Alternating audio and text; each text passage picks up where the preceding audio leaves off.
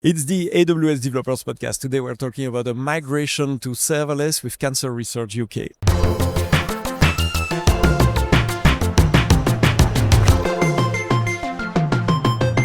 Good morning. Thank you for listening to the AWS Developers Podcast every Friday morning in all good podcast applications. This episode is recorded from the AWS Summit in London in the Excel Center. You might hear a bit of background noise, even if generative AI is doing miracle these days to remove that. You might still hear that we are live here, surrounded by close to 20,000 attendees for this day in beautiful sunny day in London. Around the table, I have my partner in crime, Tiffany. Thank you for being here. Hello, everyone. And not one, but two guests from Cancer Research UK. Thank you for being here, Ellie Wintram, and Swetha Podduturi. I hope I pronounce your name correctly. You're both senior software engineers at Cancer Research. And you have a talk during the summit, I think it's later this afternoon, about your migration to serverless. We are going to talk about that. But first, for the people that are outside of UK, which is the majority of the listeners of this podcast, what is Cancer Research? Yeah, first of all, I would like to thank you for inviting us. It's a great pleasure to be here. You're welcome. Cancer Research UK is the world's leading independent cancer charity dedicated to saving lives through research, influence, and information. Our vision is for better future, to bring about a world where everybody can lead longer, better lives free from fear of cancer. And I guess everybody can relate to that somehow at personal level. We have all stories in our families. So you're based in UK. You have many different IT systems. One of them is to collect the payment for the donation. So what was your starting point before that serverless migration? What was the situation that says, okay, we need to change something? So originally we had a legacy payment application, which was built by a third-party agency, and that accommodated payments for single one-off donations and also regular donations paid through direct debit. And that system served us for a while, but as the income grew that was coming through the system, we started to have issues with scaling. We had a very complicated release process where the whole system actually had to be brought offline for the duration of a deployment. Yeah.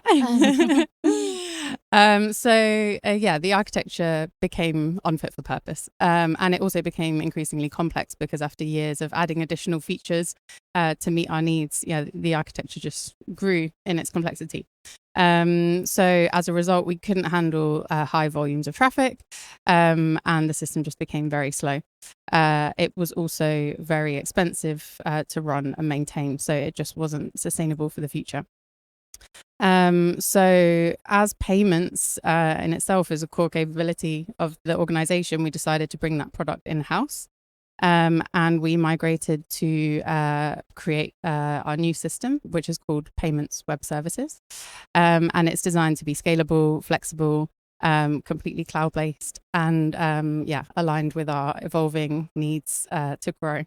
So the PWS system that we have today supports one-off single donations, recurring donations such as direct debits, and in addition, payments that come from other parts of the organization, so such as event registration fees, such as events like Race for Life, and also donations for our fundraising pages, and it also handles refunds. Yeah, as an NGO, as a non-profit organization, I guess the payment system is really critical to your business. That's the only way for you to get funding. And you talk about scalability. I guess there are some campaigns or TV advertising where you might see peaks of payment, and you need to be able to handle that. That would be unfortunate that someone that wants to give a payment cannot do it because of technical reason. Did you own the code? Was it because you said it's a third-party application? So you didn't own the. When you say migrating, you actually redeveloped something. You wrote a new application. Yeah, we don't own the third-party the code. Original so code. We did develop the new applications, which is owned by us. Mm-hmm. You said so. Sometimes you have campaigns where you have a lot of people donating. What is the highest peaks that you can have? I guess in our new payments web services where we've got data from some of the live fundraisers that we've had. We have annual Stand Up to Cancer event, which involves TV kind of campaigns for fundraising. We see our donations increase by tenfold at that time. And we'll go into it more, I'm sure, throughout the podcast, but we can see that our system can account for those spikes now much better than it used to. And so you sit around the table and you decide we need to change something, and you choose to go to the cloud and to AWS. So thank you for that. But how was the thinking, the reasoning that led you to serverless, DynamoDB, and the technology we're going to talk about? I think we have seen lots of disadvantages with the current architecture, like server. So we had AWS was booming up at that time, and we had to explore different services, like how would it affect in terms of scalability, cost management, and maintaining, and less incidents. Like we have seen many incidents with the old application, so we consider all these factors, and then we made a decision like we have to go to the serverless to overcome all these outcomes. Mm-hmm. And you had experience with serverless already before? It was the first project? It was my first project for the AWS. It was challenging for me, and it was also, I enjoy learning it. Yeah, it's a nice group of technology to work from. Which programming language? I'm just curious. Did you pick? We use Node.js, TypeScript, and the Next.js for our front-end application. And the Next.js. So what are the key AWS service in your architecture? Lambda, probably? Yeah, our application, like Payment Web Services, is a cloud-native solution which was built in AWS, like as I said, using TypeScript, Node.js, and Next.js. And we use TypeScript as a main for the microservices because it gives us build-time safety in our Node.js services, and it also checks the code while we build the application. And we also use the build infrastructure as a code rather than the data serialization language. So it gives us more flexibility to write the tests, and it's easy to maintain. And we also have another benefit if we are using CDK is often we get the constructs designed in a way with default configuration that meets common needs and enable us to build services with minimum code. And basically our front-end application is a Next.js, which is deployed via AWS Amplify, provides users with a fast and responsive donation experience. The app manages from rendering, client-side validations, and submissions handling. We also have a API business layer, and which is mainly when the form submissions are sent to API gateway, which then routes the traffic to request to AWS Lambda functions, and that Lambda functions which verifies the transaction details, and it validates the input, and it sends a request to the payment provider to process the transactions. And once the transaction is successful, our main architecture is built using event-driven principle, using Event Bridge, which is our key feature, so we can send the data to multiple downstream systems. Oh, that's cool because you adapt a really different serverless service, not only Lambda. So there is let me try to summarize to see if I understand correctly. And there is a front-end app. It's a web app deployed with Amplify that talks to an API gateway, and Lambda. From there, you talk with the payment gateway, the payment processor. Of course, that's something you externalize, like everybody, I guess. Not everybody is a payment processor. But once it is confirmed, then you send the event to Event Bridge. So you create like a bus of event where you can plug other applications that are interested to know about this event. Can you give an example of the type of application consuming these payment information? Yeah, so we define, like we have multiple systems, like one service would send the emails to the users, and one service is used for reporting, and the other service is sending data to CRM systems. Yes, your CRM system to keep track of the donor, to be able to call them again, to say an email also to say thank you for the donation. Yeah, so we define the rules in the Event Bridge to route traffic to that particular targeted services like Lambda or SQS. In our architecture, we use SQS quite a lot from Event Bridge as a target, because Event Bridge routes the traffic to different services, and Lambda picks up from that SQS message, and it polls the messages and sends the data to the relevant systems. looks like you follow many of the good principle, the best practice in terms of serverless architecture.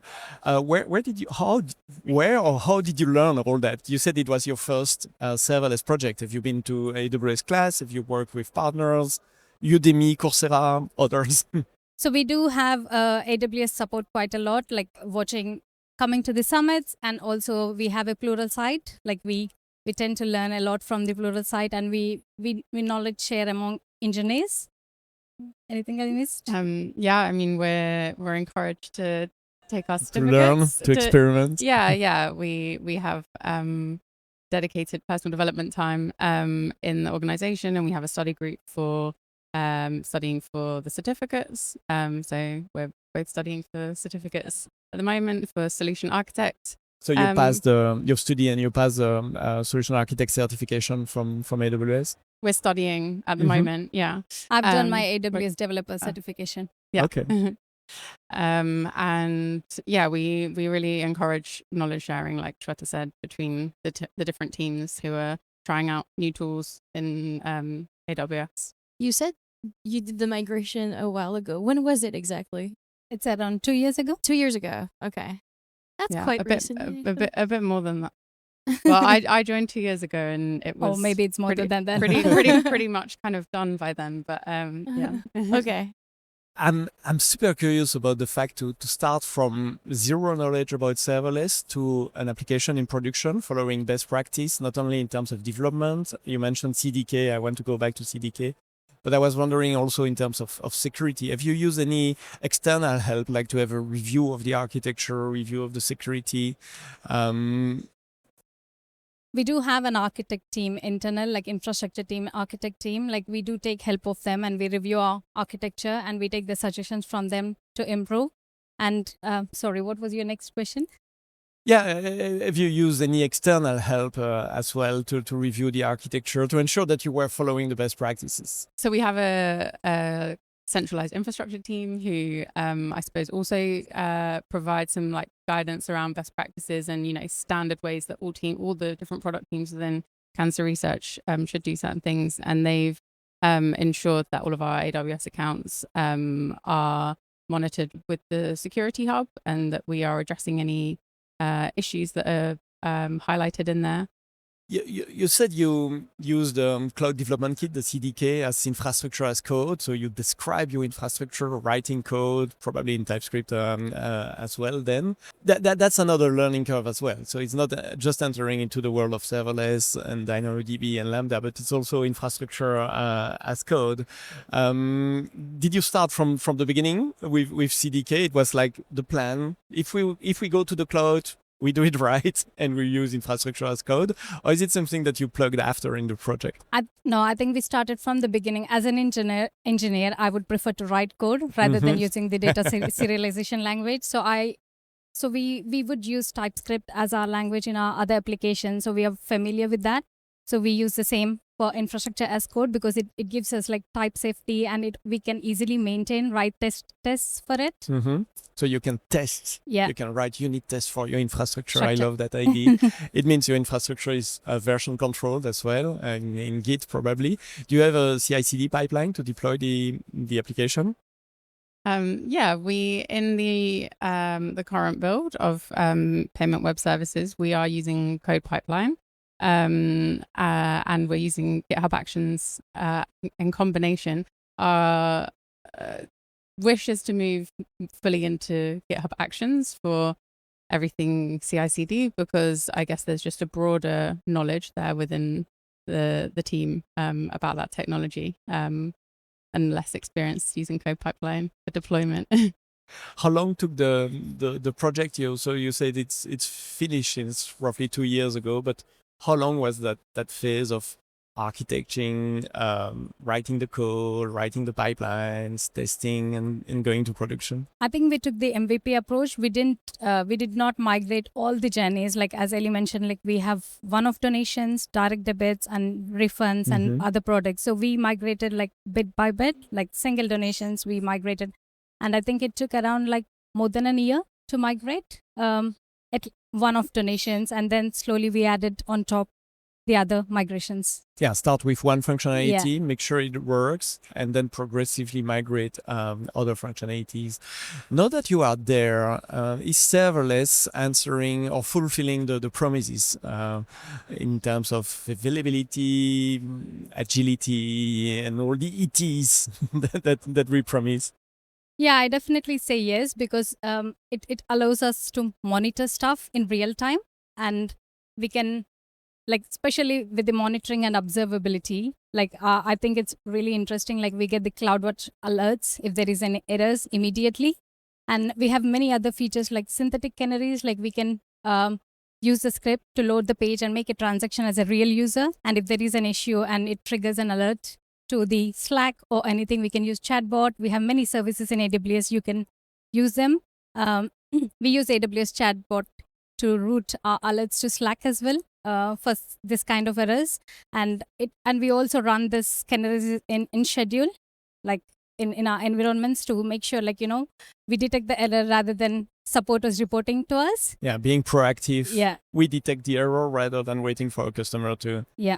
And all of the tools that you use for observability on AWS, did you have them before on the previous application? No. No. Oh, well, that must be a good change then. Yeah. Actually, observability is one of the challenge for serverless application. When I talk with customers, they say one of the challenge of deploying serverless is to be able to observe, to monitor the right metrics. So how did you approach the observability part of the application? Well, in my experience, I guess just researching what are the key metrics to monitor. I think there's good documentation in AWS around how to understand, like, whether your lambdas are healthy. So we just set up dashboards to track certain metrics, and I guess over time evolve those to see, which metrics are actually not giving us helpful information, or, maybe we then just have to iterate if we get an issue based on a metric that we weren't tracking.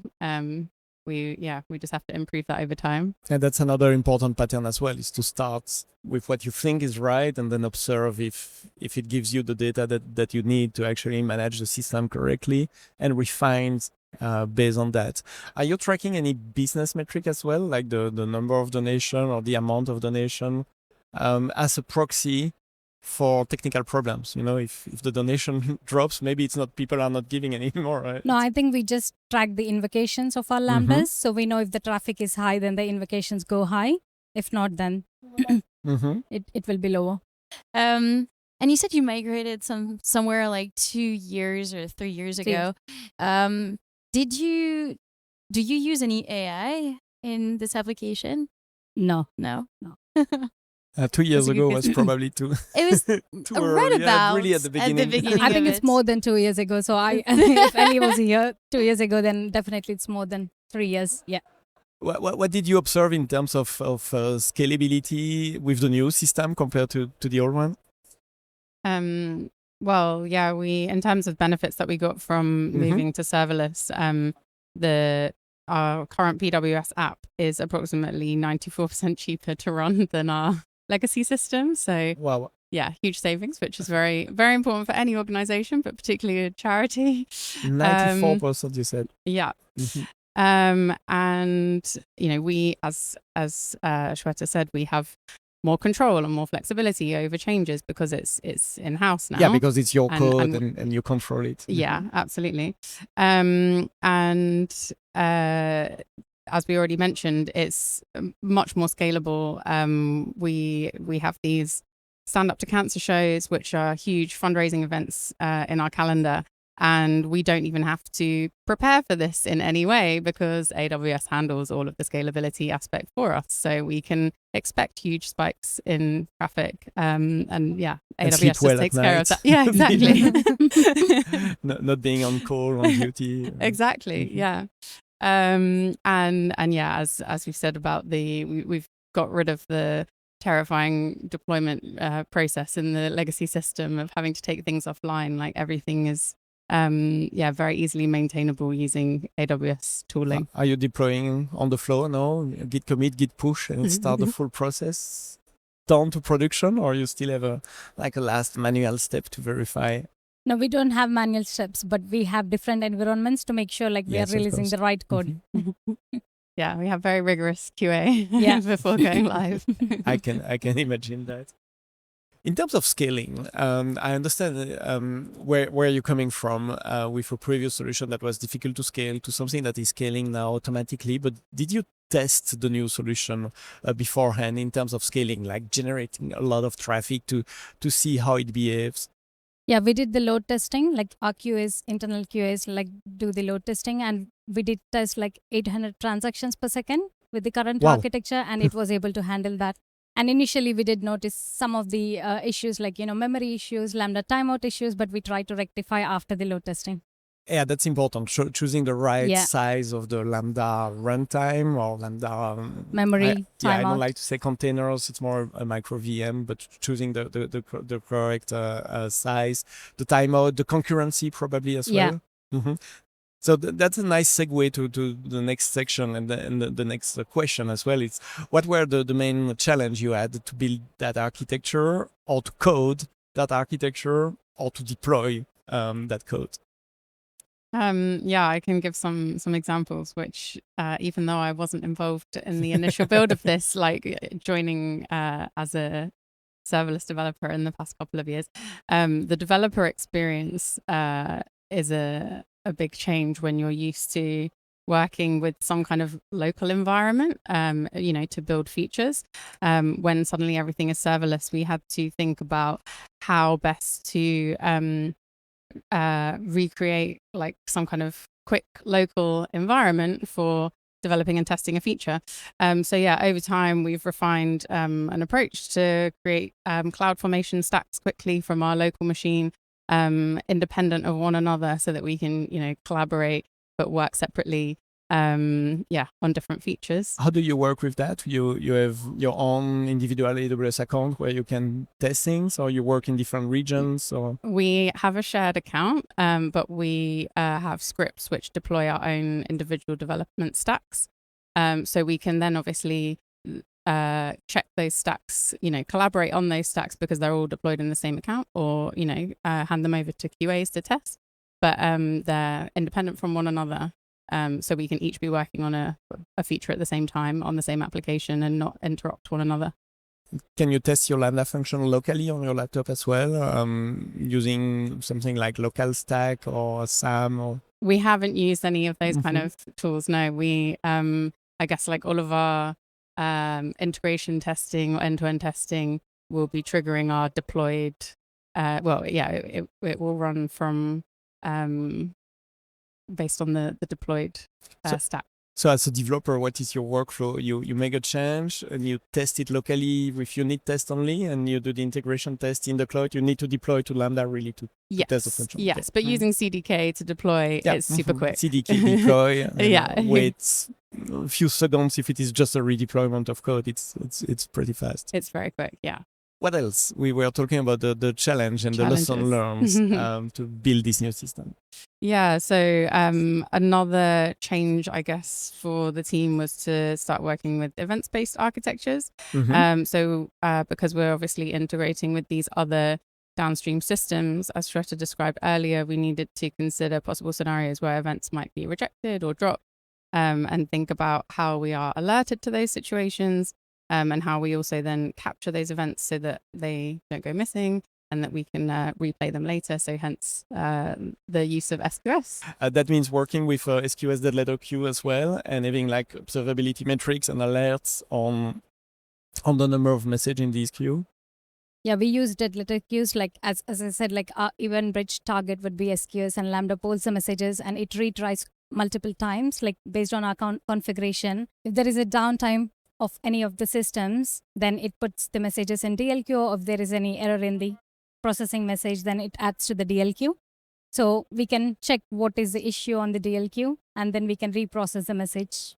And that's a manual process, or do you have automatic process checking the DL queue, trying to reprocess them to move the message back to the original queue? No, I think if it is a actual message without any errors, we have a functionality called redrive in DL queue. So it should add to the main queue. So it should process. We don't have to it's automated already by AWS. Mm-hmm. And if it's a actual error, then we have to do the manual process.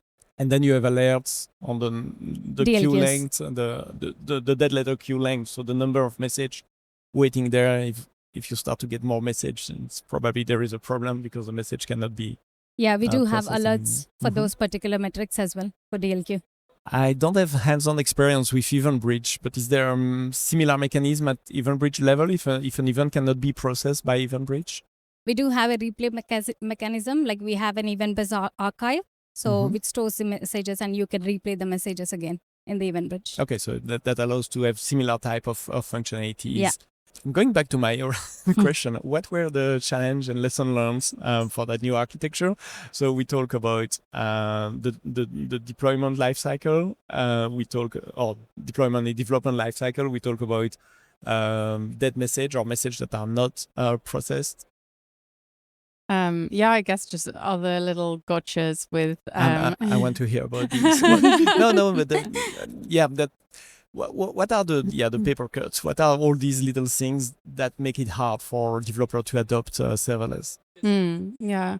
Well, I guess Swetha was describing an issue that was encountered where the configuration with an SQS queue and the Lambda that was consuming from it wasn't quite right, in that the Lambda timeout was greater than the SQS visibility timeout. Mm-hmm. Are you familiar with it? Yeah, I heard that already. So what happens is that the Lambda timeout, and because the message has not been processed, it stays in the queue, or it becomes visible again in the queue. So it will be picked up by another Lambda, and it creates an infinite loop. Exactly. That's the challenge. Yeah. And so we were seeing messages being processed potentially multiple times. But I stop you on that. It's not why DLQ, the dead letter queue can help as well. I think there is like a parameter that says if the message cannot be processed after 3 or 4 times, put it aside in a dead letter queue. No, maybe I dream about that and this is not there. Quite possibly, but I think the ultimate answer was to just tweak the configuration, make sure that the visibility timeout was several times greater than the Lambda timeout to avoid that situation. And that's something you have to learn the hard way. It's documented, but the documentation is like so detailed that you can't get everything from the first time, can you? How do you enforce that? It's at the CDK level. It's in the template now that it says, okay, the timeout is this, the visibility timeout is that. Yeah, it's at the CDK level. We change the configuration. Now you're there. You taste the sweet taste of serverless with scalability and 94% price reduction compared to your on-premise solution. What's next? What are you looking at? Yeah, so now that we have completed the task of migrating and decommissioning the legacy product, we are entering an exciting phase where we can keep looking forward.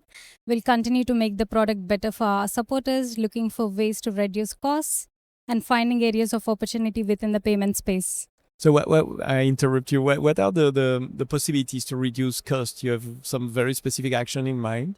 We would explore new services which could reduce the cost, like I know AWS keeps releasing the new features, new services, so we could explore that, and we also want to consider like security aspects as well. And having built with the product using an event-based architecture, and it's easy, we can leverage the modularity of this, integrating it to the new CRM system, so we can easily integrate the new systems with adding a new service. Yeah, that's the beauty of your architecture. Now you put very solid foundation in place. And because it's solid, it has a good basis. It's quite easy to replace some bricks or to plug in a new system, like a new CRM system in the future. Yeah. And as Ellie mentioned earlier, like we could also look into the security hub service, like we could reduce the security issues if there are any. So that's your main axis of development. Reduce cost even further.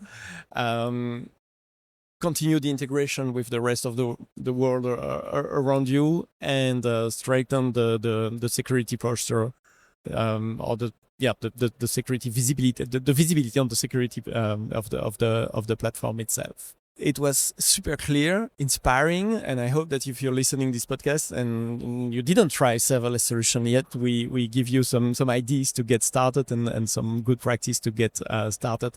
I think it's the title of your talk at the London Summit this afternoon. It's best practices for serverless developers. So I wish you all the best for your talk on the breakout session this afternoon. Swetha, thank you. Ellie, thank you. Tiffany, thank you. Thank you for having listened to this episode until the end. See you next week for another episode of the AWS Developer Podcast. But now, go build.